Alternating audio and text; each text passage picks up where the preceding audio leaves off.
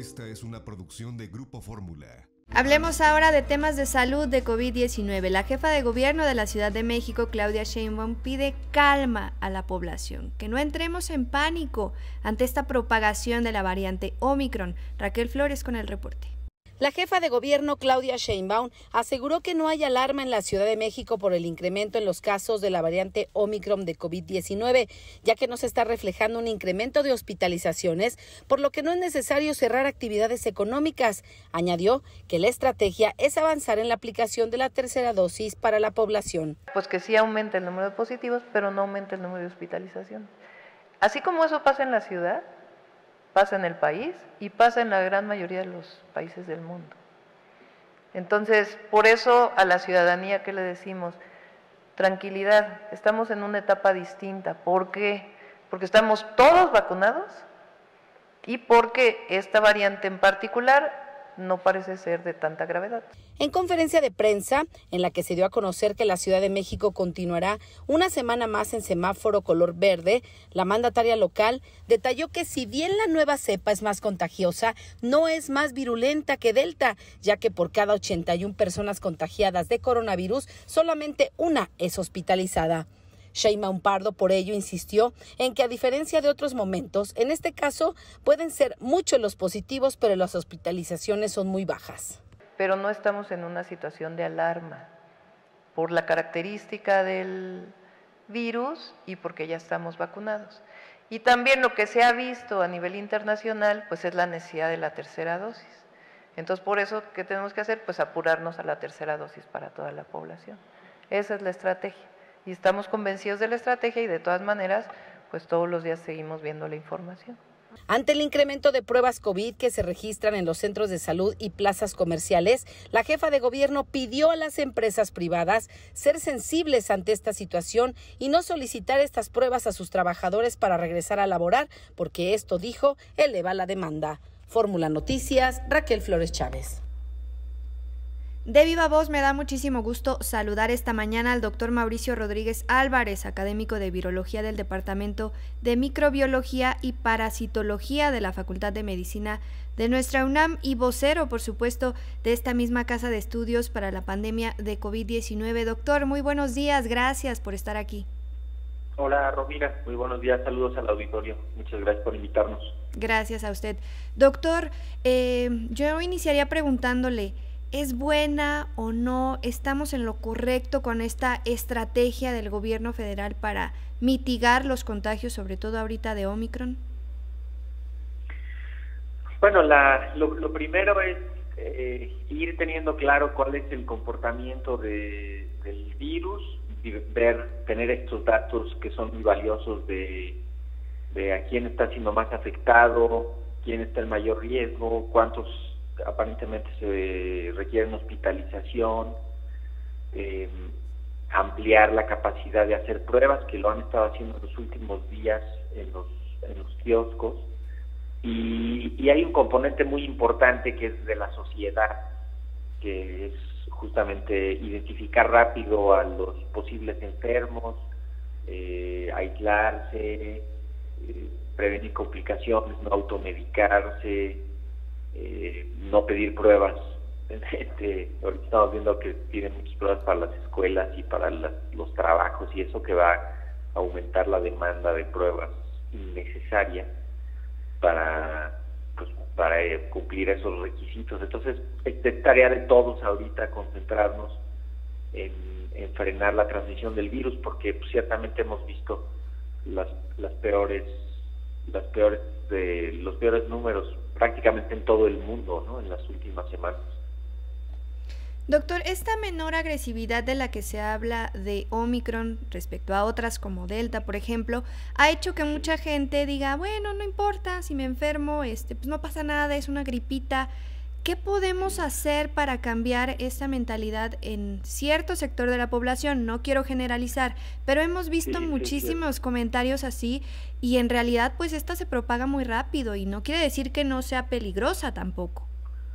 No, exacto, hay que verlo más allá del riesgo individual.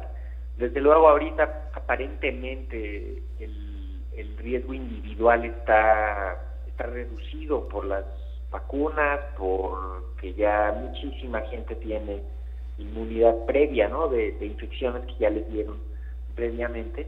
Entonces hay que entender que no es un asunto nada más individual, sino que se afectan, podríamos resumirlo en se afectan 4 rubros y hay 4 elementos en juego, ¿no? Lo primero es la disrupción social por el ausentismo. Lo estamos empezando a ver ya en México, pero ya lo habíamos visto en otros lados, ¿no? En Estados Unidos tienen también problemas fuertes porque pues muchos empleados de muchas actividades están faltando. Desde luego esto es delicado cuando es el personal de salud mismo o cuando es el policía, las personas que participan en los vuelos aéreos, en la operación del transporte público, ¿no? Ahí es importante, o sea, esto que se produce por los casos que se tienen que ausentar de sus actividades.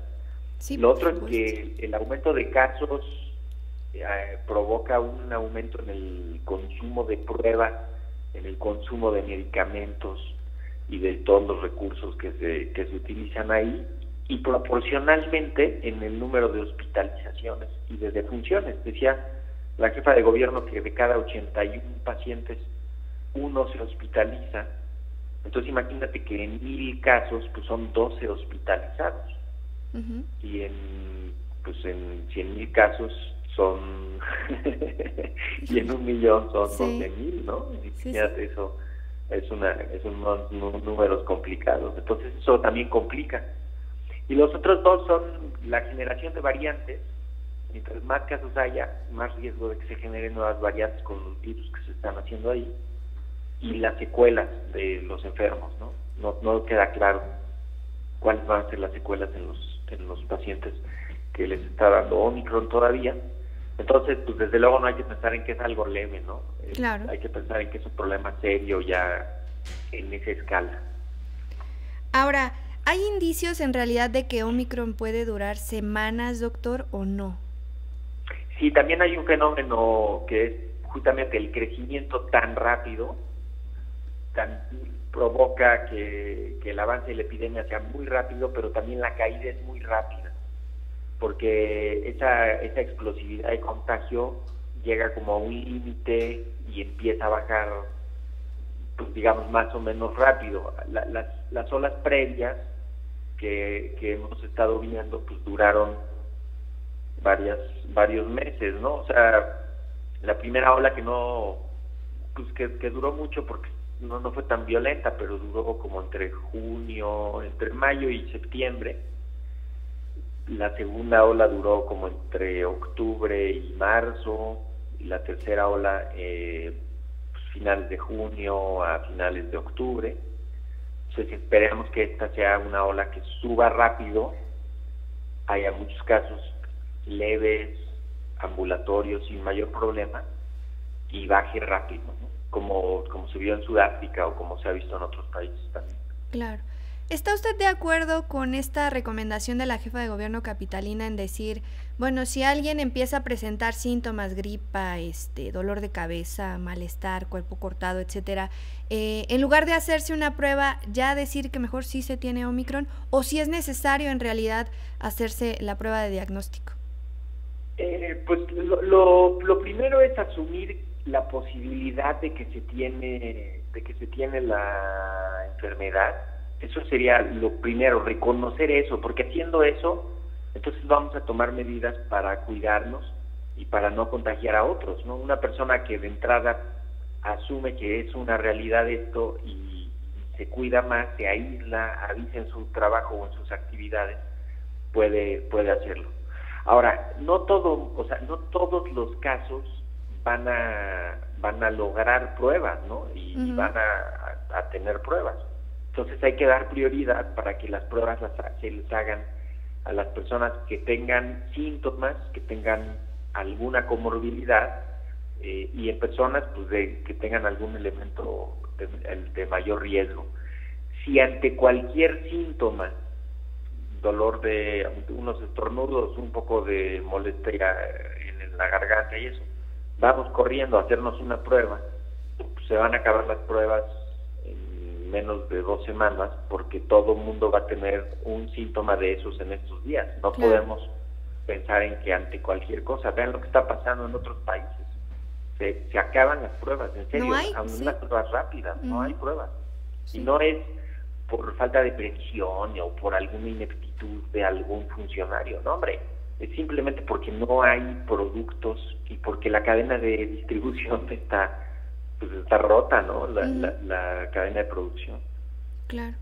Doctor, y hablando de los niños, de la educación, ¿es bueno o no que sigan las clases presenciales? Ya lo informamos aquí. 12 estados actualmente en la República Mexicana decidieron suspenderlas, volver al modo virtual, pero Presidencia dice, ya no es sano mentalmente para los niños que estén en sus casas. ¿Sí o no al regreso a clases presenciales? Pues depende de cada comunidad escolar. Eso es bien importante. Por ejemplo, imagínate un estado que tenga, como podríamos poner el ejemplo de Sonora. Sonora tiene la actividad epidémica concentrada en 3 municipios.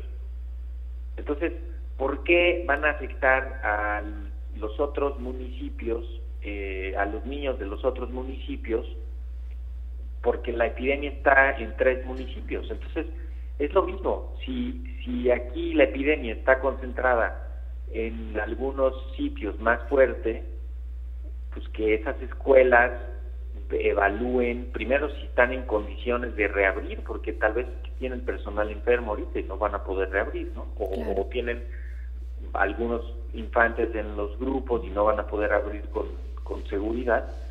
Pero también no olvidemos que las escuelas son un sitio donde se controlan los riesgos de manera activa y donde pues, todo el mundo se concentra en controlar los riesgos, ¿no? Entonces, eso ha ayudado mucho. En momentos de actividad epidémica fuerte, como desde septiembre que abrieron las escuelas, pues no se dio que las escuelas fueran un lugar que amplificara la epidemia.